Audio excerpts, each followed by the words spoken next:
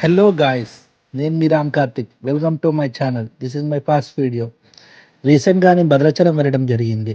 ఇక్కడ నా experience and ట్రిప్కి బడ్జెట్ ఎంత పడుతుంది, పాపికొండలు ఎలా వెళ్ళాలి అనేది నేను మీకు ఎక్స్ప్లెయిన్ చేస్తాను.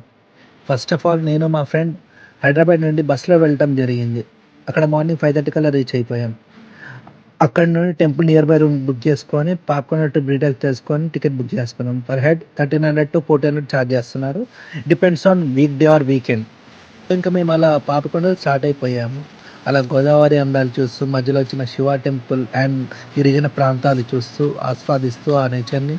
సో అక్కడ నుండి మేము పాపికొండలు రీచ్ అయిపోయాము. పాపికొండలు రీచ్ అయిపోయిన తర్వాత మనకు లంచ్ ప్రొవైడ్ చేస్తారు.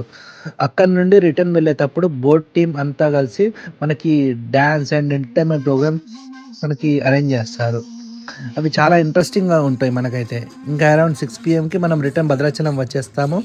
ఇంకా రూమ్కి వచ్చి ఫ్రెష్ అప్ అయిపోయి దర్శనంకి వెళ్ళిపోయాం. మేమైతే ఈవినింగ్ అవ్వటం వల్ల 15 minutesలో దర్శనం అయిపోయింది మాకు. సో ఇంకా దర్శనం చేసుకొని డిన్నర్ చేసుకొని హైదరాబాద్ రిటర్న్ వచ్చేసాను.